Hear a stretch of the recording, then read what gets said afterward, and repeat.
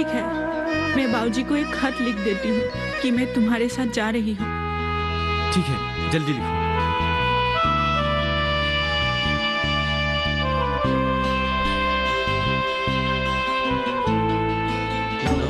बाबूजी, वक्त और हालात ऐसे हैं कि मुझे आपको बिना बताए सुमन के साथ जाना पड़ रहा है। मैं जानती हूँ कि आप मेरे फैसले से बेहद दुखी होंगे, पर मुझे एक ना एक दिन आपको छोड़ के जाना ही था। लेकिन यूँ आपको अचानक छोड़ के जाना पड़ेगा, इस बात का तो मुझे पता भी नहीं था।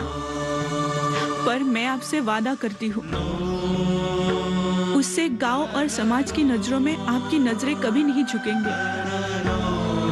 हो सके तो मुझे माफ कर दीजिएगा बाबूजी। अपना ख्याल रखिएगा।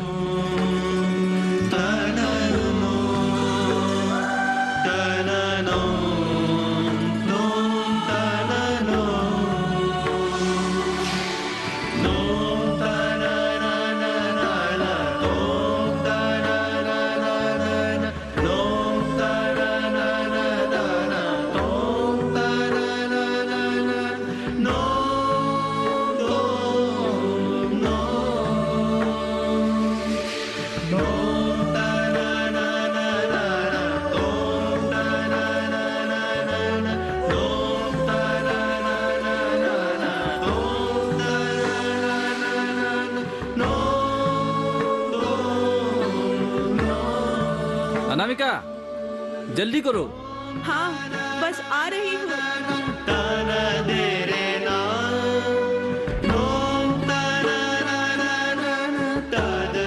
चलो सुमन, मुझे चलो।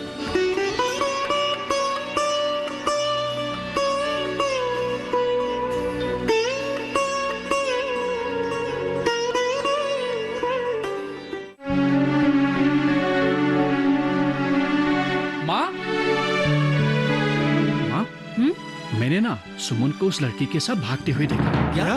हाँ, वो लोग स्टेशन की तरफ जा रहे थे। क्या खबर सुनाई तूने बेटे? मेरा तो दिल खुश हो गया। मैं भगवान को 2 किलो के देसी घी के लड्डू चढ़ाऊंगी। आज मेरी तमन्ना पूरी हुई।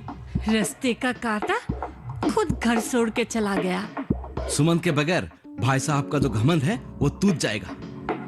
और वैसे भी सुमन के घर छोड़ के जाने के बाद अपना ज्यादातर वक्त भाई साहब अपने कमरे में ही बिताते हैं। बधाई हो छत्र मालिक, बधाई हो। मलकिन, अब तो बिना वारिस के पूरे करवार और जायदाद आपके नाम पे होने वाले हैं। मैं तो न जाने इस दिन का कितने सालों से इंतजार कर रहा था। सुमन के रहते हुए मुझे आगे बढ़ने का मौका ही नहीं मिलता, लेकिन अब सिर्फ हमारा ही राज होगा। शाबाश मेरे बेटे, शाबाश। मुझे तो पहले से ही उम्मीद थी कि एक दिन ये पूरे जायदाद का हकदार तू ही बनेगा। बहुत साल मैंने भाई साहब के नीचे काम किया और माँ का भी तो वही लाडला था। हमेशा मुझे नीचा दिखाया जाता था, लेकिन अब नीचा दिखाने का वक्त मेरा है। मालिक, अभी लोहा गरम है। वक्त रहते ही कुछ ना कुछ चाल साजिश से सारी जमीन जायदाद आप अपने नाम पे करवा लीजिए, और इसमें मुझ जैसा गरीब का भी भला हो जाएगा। आपका नौकर बन के ही रहूंगा। कुछ पैसे मेरे जेब में भी आ जाएगा। आज मैं कितनी खुश हूँ, तुम सबको बता नहीं पा रही हूँ। लेकिन भाई साहब की कमजोरी का हमें पूरा फायदा उठाना पड़ेगा। लेकिन सपोला, भाई साहब को इस चीज के लिए राजी कैसे करवाएंगे? भाई साहब ने तो कभी हमें घर और कारोबार के मामले में घुसने ही नहीं दिया। तो भला बेटे की गैर हाजिरी में ये सब मुमकिन कैसे होगा? बस मुझे यही समझ में नहीं आ रहा है। पिताजी, ये तो आपने सही कहा। मौके का फायदा उठाए भी तो कैसे उठाए? एक अच्छा सा आइडिया अगर दिमाग में आता तो बात बन जाती। अरे मालिक, आपका ये नौकर किस दिन काम आएगा? एक आदमी अगर अपने बिस्तर पे ही रहे तो वो काम काज कैसे संभाले? ऐसे भी बड़े मालिक बूढ़े हो गए, काल परसों अगर वो बीमार पड़ जाए तो लोगों को जरा सा भी शक नहीं होगा, बल्कि गांव वाले ये सोचेंगे कि बेटे के गम में बुढ़ा बीमार पड़ गया। लेकिन नरेन, ये सब भला मुमकिन कैसे होगा? अगर तुम्हारे पास इसका कोई हल है तो बता दो। अर्जुन, भाई साहब, क्या सुमन का कोई खबर मिला है? भास्कर एक बहुत ही बुरी खबर लेके आया है। क्या? सुमन गोपाल की बेटी के साथ गांव छोड़ के चला गया। आपको यूं बेबस और लाचार छोड़ के, देखिए तो वो कितना खुदगर्ज निकला। लेकिन आप फिक्र मत कीजिए। हाँ ताऊ जी, आप बिल्कुल फिक्र मत कीजिए। आखिर मैं भी तो आपका ही बेटा हूं ना। वो खुदगर्ज था, इसलिए आपको छोड़ के चला गया, वो भी एक लड़की की वजह से। मैं आपका ख्याल रखूंगा। भाई साहब, आप कुछ खा क्यों नहीं लेते? कल से आपने कुछ भी नहीं खाया है। मुझे भूख नहीं है, तुम लोग खाओ। मैं अपने कमरे में आराम करने जा रहा हूँ।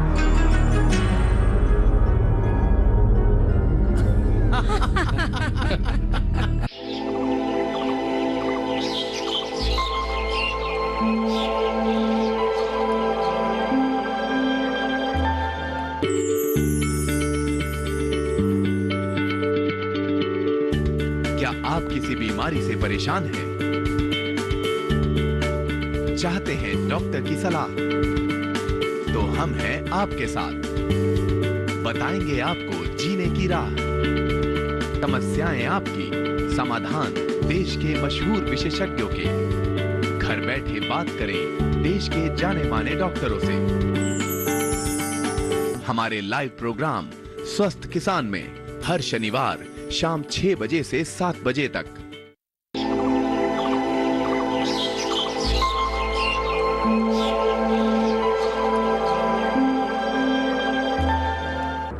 पर एक दिन सुमन को एक बहुत अच्छी नौकरी मिली, जिसकी वजह से उन्हें शहर जाना पड़ा। और उस वक्त हमारी प्यार की निशानी मेरी कोख में पल रही थी। उसी वजह से मुझे ससुराल में ही वापस आना पड़ा।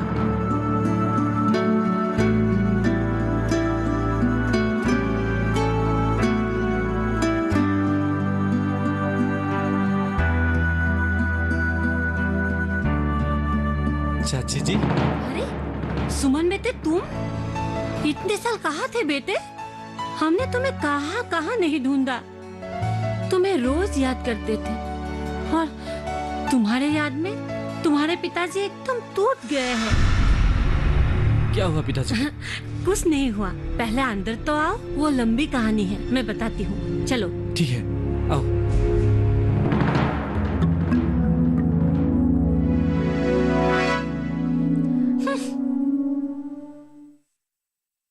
पिताजी, पिताजी,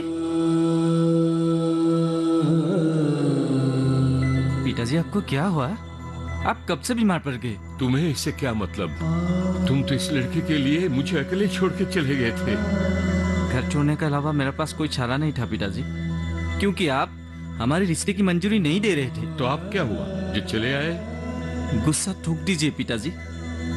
आपके देखभाल के लिए 24 घंटे आपके पास कोई चाहिए, और मैं जानता हूँ आप मेरे बगैर नहीं रह सकते।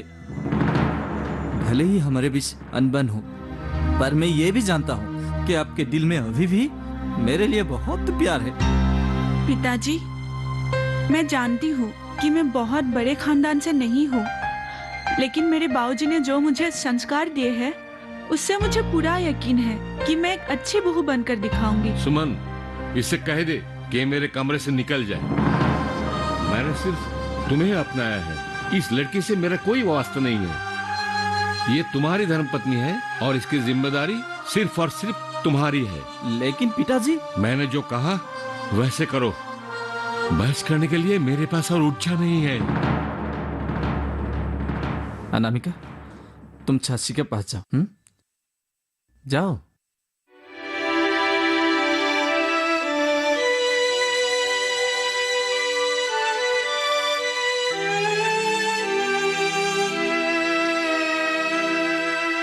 पिताजी, हर बाप का एक कमजोरी होता है, उसका संतान, खास करके अगर वो उसका एक लौता पुत्र हो। मैं तुम्हें और तुम्हारी धर्मपत्नी को अपनाता हूं, लेकिन ये मत सोचना कि तुम्हारी पत्नी के लिए मेरे दिल में कोई स्नेह है। अनामिका के गर्भ में मेरा बच्चा पल रहा है। इस परिवार को एक नया वारिस मिलने वाला है। क्या आपको जरा सा भी खुशी नहीं है ये जान के भी? मुझे तभी खुशी मिलेगी जब तुम्हारी पत्नी एक पुत्र संतान जन्म दे। शायद तभी मैं उससे आंखों में आंखें डाल के बात कर पाऊंगा। बोलो, कर पाओगे? पिताजी, मैं 2 साल बाद लौटा हूँ और आप अभी भी पुराने ख्यालों में हैं। मैं तुमसे कोई बहस करना नहीं चाहता हूँ। अरे बहस तो अपनों के साथ किया जाता है, घर आने वाले मेहमान के साथ नहीं।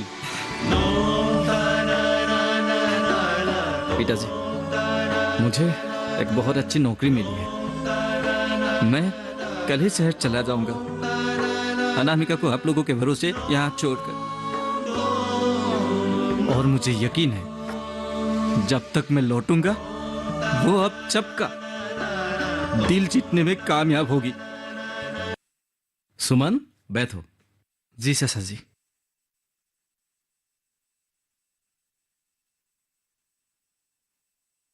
चाचा जी और चाची जी, भूल तो बच्चों से ही होते हैं, पर बड़ों में ये महानता होते हैं कि वो बच्चों को माफ कर देते हैं। मैं अपने सबसे कीमती चीज को आप लोगों के देखरेख के भरोसे यहाँ छोड़ के जा रहा हूँ। अनामिका माँ बनने वाली है और चाची जी, औरत होने के नाते आप तो ये जानते ही है कि ये घड़ी एक औरत के लिए कितनी मुश्किल की घड़ी होती है।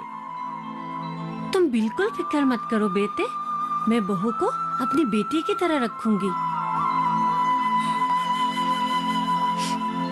चाचा जी, मुझे एक बहुत अच्छी नौकरी मिली है और हालात ही कुछ ऐसी है कि मुझे आज ही का बास पकड़कर शहर जाना होगा। कुछ महीनों बाद मैं लौट के आऊंगा। मेरे बच्चे के जन्म के वक्त मुझे उसके पास रहना है। मुझे आशीर्वाद दीजिए चाचा जी कि मैं इस घर का नाम रोशन कर सकूं। सुमन बेटा, तुम तो पहले से ही बहुत होनहार हो, हमें तुम पे नाज है। जाओ, तुम बेफिक्र होकर यहां से जाओ।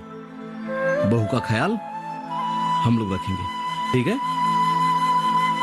भास्कर, तू सिर्फ मेरा भाई ही नहीं, मेरा अच्छा दोस्त भी है। भगवान रामचंद्र जब वनवास गए थे तब सीता मैया की देखभाल की जिम्मेदारी लक्ष्मण को देके गया था। ठीक उसी तरह तू भी अपनी भाभी का ख्याल रखना।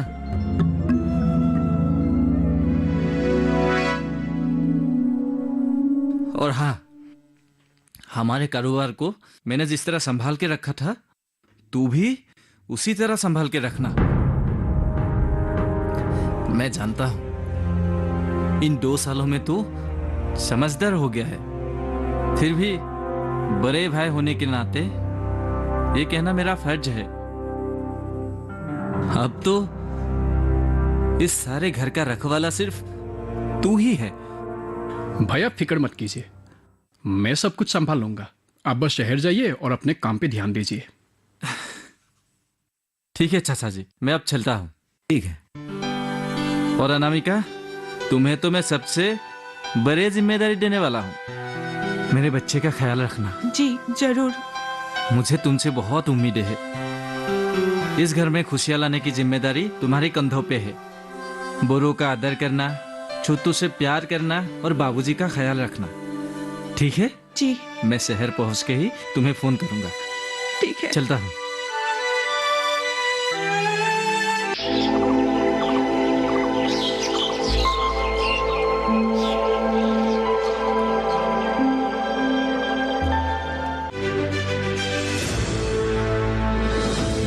खुशहाल होंगे खेत। पशु भी रहेंगे स्वस्थ। सरकारी स्कीम का होगा लाभ। जब एक्सपर्ट्स का मिलेगा साथ। किसानों के सवाल, विशेषज्ञों के जवाब। अब सिर्फ एक फोन कॉल पर। देखिए अपना खास प्रोग्राम। हमारे टोल फ्री नंबर हैं 1800-113060, 1800-113061। हेलो किसान, सोमवार से शुक्रवार शाम 6 बजे सिर्फ दूरदर्शन किसान पर।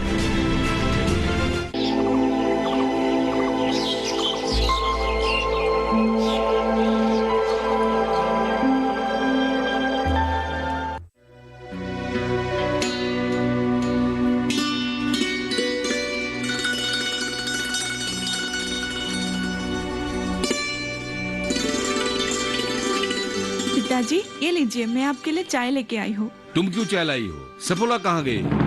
चाची जी को मैं परेशान नहीं करना चाहती थी, इसलिए खुद ही लेके आई। तुम्हें पता है तुम्हारे बाप ने मेरे साथ कितना जुबान लड़ाया था पंचायत में? आज तक किसी की जरूरत नहीं हुई थी मेरे साथ ऐसे बात करने की। लेकिन पिताजी, वो सब बहुत पुरानी बात है, अब भूल भी जाइए। मैं भूलने वालों में से नहीं हूँ। मैं हर बात याद रखता हूँ, खासकर वो दिन जिस दिन तुम्हारे बाप ने पंचायत में मेरे नेतृत्व पर सवाल उठाया था। उसे क्या लगता है उसे मैं पंचायत का बागडोर संभालने का लायक नहीं हूँ, नहीं संभाल सकता हूँ? मेरे भी किस्मत देखो, घूम फिर के गोपाल की बेटी ही मेरे घर के बहू बन के आ गई। सपोला। जी भाई साहब। ये चाय मैं नहीं पीऊंगा, क्या पता इसमें जहर हो। ऐसे भी तो मेरे बेटे को जाल में फांसी लिया, अब पता नहीं गोपाल ने इसको क्या क्या सिखा के भेजा। अभी तुम इसे मेरे कमरे से बाहर निकालो। ये लड़की तो किसकी इजाजत लेके भाई साहब के लिए चाय बना के लाई है? और तेरी हिम्मत कैसे हुई भाई साहब के कमरे में आने की? तू अपनी जात भूल गई है क्या? अभी बाहर निकल, दिखाती हूँ मैं तुझे तेरी औकात। जा।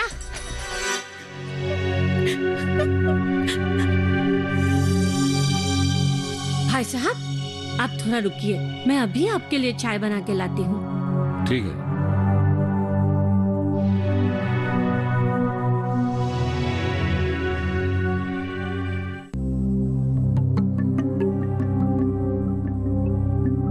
अजी, सुनते हो? लगता है गोपाल की बेटी अपनी ससुर की करीब आना चाहती है। इन लड़कियों को मैं अच्छी तरह से जानती हूँ। इसकी नजरें भाई साहब की दौलत पर होगी। उसकी बाप ने उसे अच्छी तरह से पट्टी पढ़ा के भेजा होगा। यह तो बहुत बुरी खबर है। 2 साल से दोनों गायब थे, अच्छा ही था, क्योंकि भाई साहब के जायदाद पे तो हमारी नजर है।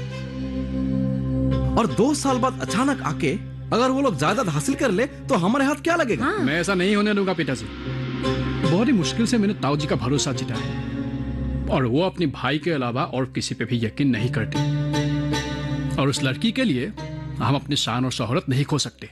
मुझे तो और एक बात का डर है, अगर उस लड़की ने एक लड़के को जन्म दे दिया तो भाई साहब उस लड़की को माफ कर देंगे और अपनी बहू स्वीकार कर लेंगे और अपने पोते के नाम सारे जायदाद लिख देंगे। तब हमारे हाथ में क्या आएगा? एक फूटी कौड़ी भी नहीं आएगा। जल्द से जल्द इस लड़की का और उसके पेट में पल रहे बच्चे का कुछ ना कुछ करना ही पड़ेगा। मैं उसकी जिंदगी जहन्नुम से बदतर बना दूंगी। वो पछताएगी कि वो इस घर की बहू बन के क्यों आई थी।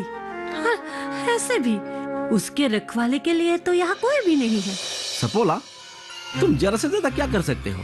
उस पर अत्याचार, लेकिन उसको इस घर से बाहर नहीं करवा सकते तुम।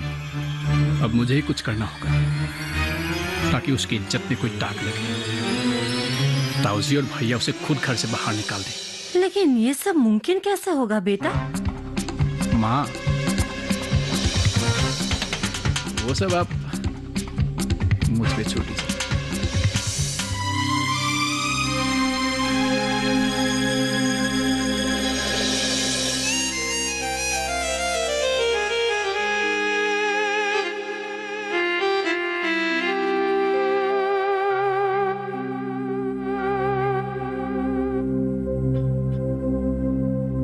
अरे भाभी,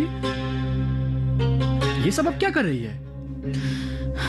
चाची ने मुझे ये सब करने के लिए कहा है, इसलिए कर रही हूँ। अरे ये सब छोड़िए और आप यहाँ पे बैठ जाइए। अरे बैठिए ना।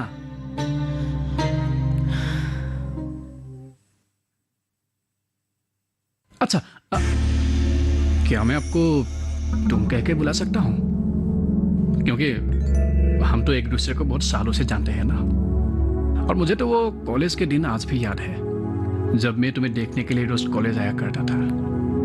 वो सब बहुत पुरानी बात है।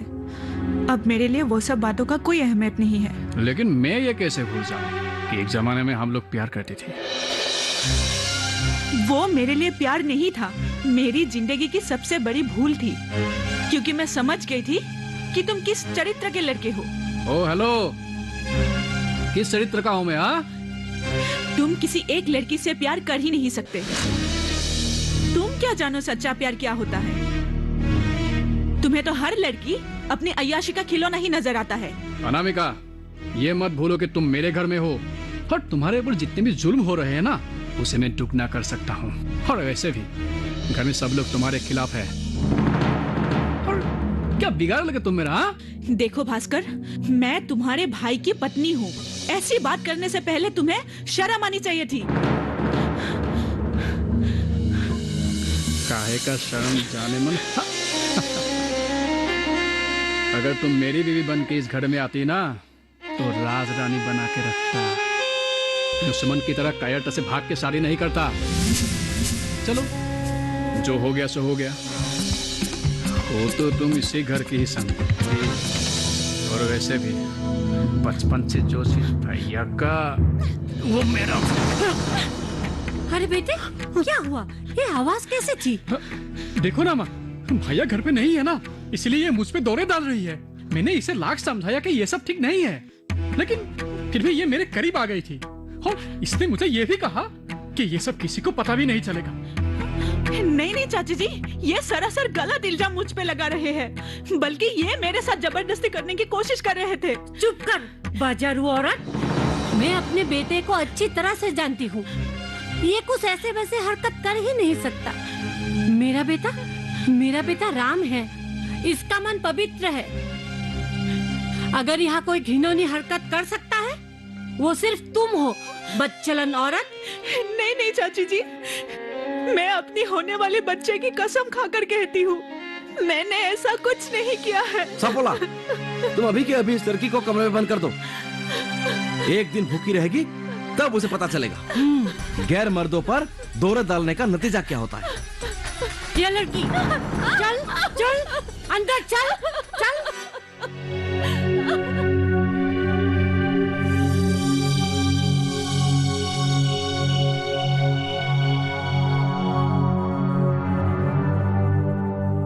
हेलो हेलो, क्या ये रंजीत राय चौधरी का घर है?